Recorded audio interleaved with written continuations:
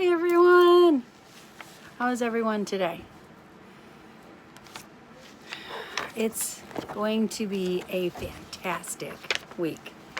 And I have some really exciting things to share with you. If you are in a home-based business and you are especially in a network marketing business, one of the biggest things that we have challenges with is overcoming objections and how to handle a question. Because a lot of times we'll get a question and then, it's like, what do we do? Are they like attacking us, or what is going on? So how to handle questions in a way that you're not going to throw them off, that you don't come off looking like you're a know-it-all, and also that you can actually be effective in your business.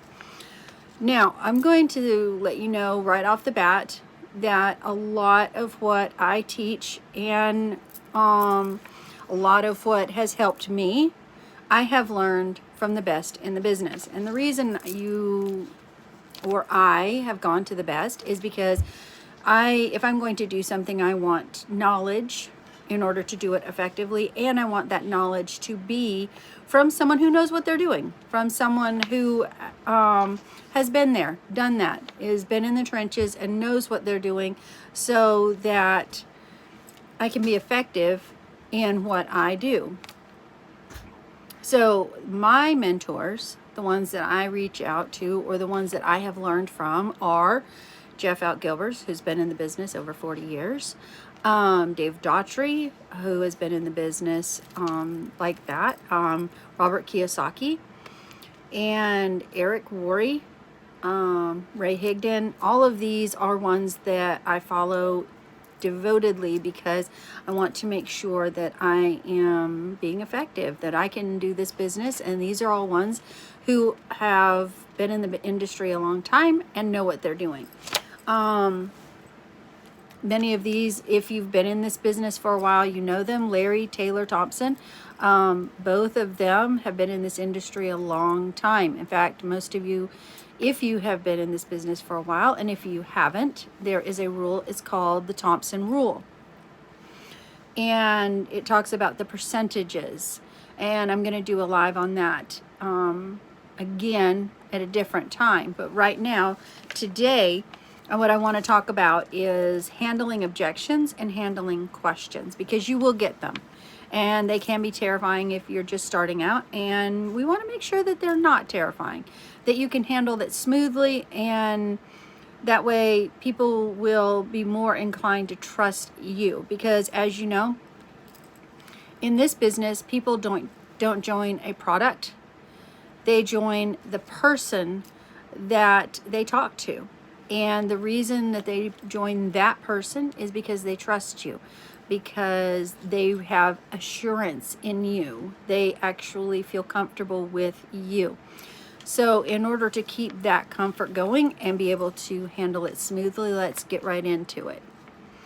You know, at every step of the recruiting process, you're going to come across objections or questions. And this is just natural. You need to understand that a lot of the time your prospects will be bringing up questions because they want to sound intelligent. They don't want to feel like they have no idea what they're doing. So they ask questions. And that's good. They don't want to seem easy. So they'll ask a question or they'll throw out an objection to make themselves feel better, because they don't want to feel like they're getting suckered. And so they'll say something just so that they sound bigger. And that's okay. As long as you can handle it good, that's not a problem. If you run away from their objections and their questions, or simply just accept it, you could be missing out on a huge opportunity. So learn to handle these effectively, and that will be one of the biggest things. Remember, your goal in network marketing is not about trying to get people. Your goal is to educate people to the point that they understand what it is that you have to offer, so then they can decide or make an educated decision if it is really a fit for them. Because there's going to be people that are not going to be a good fit for you. There's going to be people that are not good at this job. Not all jobs are for every single person. So you have to be able to make sure. So when someone brings up a negative question, all they are really doing is helping you identify their blind spot. So don't look at it as, something crazy. Go ahead and just roll with it. That way you can help them identify where their blind spot is, where they need more education, or whether it's really a fit for them. So that's one of the biggest things. Questions and objections give you an opportunity. See, there goes the mindset. It gives you an opportunity to build rapport with them, to get to know them on a personal level. They're giving you the opportunity to bring value, to solve their problems, and it helps you to build trust. Isn't that awesome? See, working that mindset, instead of getting all anxious and upset over the fact that they handed you an objection or handed you a question, look at it as an opportunity. That way you have adjusted your mindset, and you'll get excited for when people ask you questions, or when people ask you something that you're not qualified for, or even an opportunity or to handle an objection. You'll find that as you get more of those, you'll handle them more smoothly and you'll be more excited for them.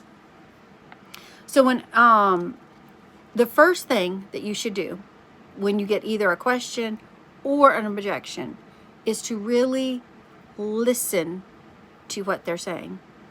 If it's in a text, make sure that you read it several times. Ask any questions that you need to clarify what they're trying to say, because you want to make sure exactly what they're saying, because you may not understand it.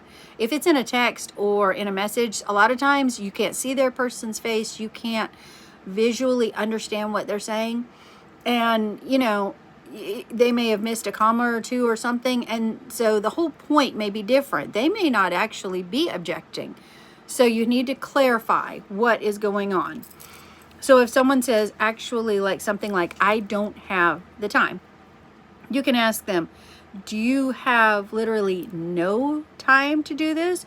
Or have I not shown you enough benefits to justify your time? Could you make something work if you decided it was valuable enough? Just make sure you're not asking confrontationally. Actually ask them, be really concerned about whether, say, is it just that there's not enough value here for you, or, how you do it? Because if you're confrontational, then they're just going to put up a wall and back off. They're done with that. But find out your tone of voice and ask enough questions so that you know that you are on the same level. You're building that rapport, you're building that trust. You also want to relate to your prospects by letting them know that you felt the same way. You had doubts, you had questions, you had the same fears. So if someone says, I don't have the money, then you can say, I get it. I never thought I had the money either. And when I started in my business, I didn't have the money. I didn't have the money to start in a business. I was completely broke. So, it takes time. So ask them the questions like my mentor did with me. He got on the phone. He was like, so how can I help you? Is this just not a fit for you? What can I do to help you? And I opened up, and then we went to the next level. So find out, if they tell you that, that they don't have the money, could ask them, is it the fact that we don't have the money actually, or is it the fact that, what is it?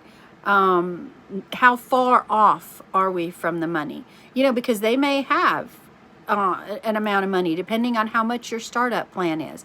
If they may have a certain amount, but they may be short $30, $40 or $100. Find out. You won't know until you build that rapport with them, until you get on that level and find out what actually the questions are. If you can't relate to them on a personal level, maybe then you should just empathize with them. If they say, well, I'm a doctor, and you just wouldn't understand, then you can tell them, say, I get that. I understand. I don't understand, but I'm not a doctor. I can only imagine the kind of challenges that you have. that you are going through. It's got to be hard. So empathize with them. This is really a thing about talking with people, not talking to people. You don't want to be like you're up here and they're down here. Get on their level. Really build that rapport. You know, if you're not a doctor, you wouldn't understand. They work really long hours. They get very little time with their families. I know everybody thinks that they've got a lot of money. Well, they do have money, but they also have very little time with family and things like that.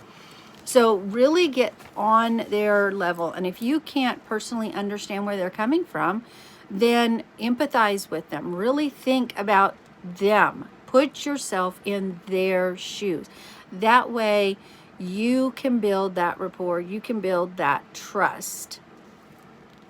So when you relate to a person, you're connecting. You're really getting in their space and you're connecting with them on a very personal level. You're building a bridge that helps them to see that maybe you have something to offer them that will benefit them and that will work for them too. So you want to make sure that that is exactly what you're doing. You know, after you relate to your prospects, and after you build that conversation, reinforce it by telling your story. You know, you either can, if you don't have a personal story, then you can tell a third party story. Just make sure you give credit to that third party. Make sure that you are giving proper credit where credit is due. Like a lot of today's information comes from Eric Worre, Network Marketing Go Pro. But also make sure that while you're doing that, while you're building that, reinforce it. Let them know that there are other people that are in their situation, that they're not alone in their feelings and in their thoughts and in their viewpoints. Because people like to build that trust, that bridge. So if your prospect is a doctor and perhaps maybe you're not, then you could say something like, you know, I have a doctor friend, but be honest. Always be honest. Say, I have a doctor friend, and with her busy schedule and with all of her patients, you know, she didn't know that this would work in the beginning either. And maybe you have a prospect or someone you're trying to talk to who is got a profession that you're not in or haven't been in or you don't know anything about. Then find someone in your downline or your upline who actually has that, so that you have an accurate third-party story. And that way you can get on their level and explain it to them, because maybe they're thinking they just don't have the time. Maybe they work in corporate America. Maybe they work on Wall Street, and you're trying to, you've never done that before. And so you are like, you know, how can they do this? And you want to empathize with them. So make sure that you're doing that. You know, if she gets to where, then she will believe, or he will believe, that there actually is an opportunity that they can do this. And you would be surprised. Like, I know people in different businesses that are at-home businesses, but like, I know people that are in the military, people who are doctors, people who have come from even down to a garbage people that ride on the back of garbage trucks. This industry has worked for so many people. So you can find that story. Just make sure you do. And ask them permission if you can use it. And if you are sharing your own story, there is 3 keys to sharing your own story. It's the feel, felt, and found. Feel, felt, and found. Those are the 3. Like, you know, you can tell them, I know how you feel. I felt the same way. But here is what I found worked for me. That way, you are getting on their level. And then they can say, oh, well, it worked for you. Okay, so it might work for me too. And when you tell your story, you know, talk about your pain. Like for me personally, I talk about my pain and how I overcome it, versus I don't want to point out their pain, because that doesn't help them if you're pointing out their pain. So deal with yours. Deal with what you know for a fact. And then you can tell about your struggle and how you overcame that struggle, or what worked for you to help you overcome that struggle. That way they can identify with you and they can say, okay, well, it worked for you, so it can work for me. Don't keep pointing out their struggle. Don't keep pointing out their pain. Don't keep pointing out what they're going through, because that doesn't get you on their level. That doesn't get them on your level. So that doesn't help them to overcome it. In fact, that actually pushes them away. So deal with yours and say, look, or with a third party story, this is how they overcame it, or this is how I overcame it. This is what helped me. So always do that. And the final step of helping a prospect get through these objections is asking simple questions, using like, if I would do this, would you do that? You know, if I could show you how to make money and create more cash flow in your business, then if I could do this and help you accomplish this part-time, would you be open to at least taking the next step? Because if you can help them to overcome their objections, build that rapport, build that trust, then they will be much more willing to go with you on your journey. Say, you know, if I could show you how to make this, how this product could change your life, would you at least try it for 30 days? So that is keeping that line of communication open, because if you don't keep that line of communication open, the door shuts, and then you have a harder time getting that foot back in that door. And so the object is to keep them going, keep them talking, keep them going to the next exposure, whether it's sending a video, whether it's whatever. And even if they say, this is not a fit for me right now, that's fine. That is completely fine. There's nothing wrong with that, because what they're saying is right now, the question hasn't been answered for me, how this could work for me. So say, no worries, you know, but can I come back to you later? Or maybe it will be a fit for you later. Most people will say, sure, you know, keep me in mind, or, you know, there's very few of them that will absolutely slam the door in your face and say, no, I don't want any more of this. So anyway, I just wanted to let you know that these are some things that I have learned in how to handle objections. And if this resonates, please feel free to look at the rest of my page, and also reach out to me. My email is in here, so I can tag it in here. So reach out to me and I would be more than happy to answer any questions. And I hope you all have a great week. Thank you. Bye.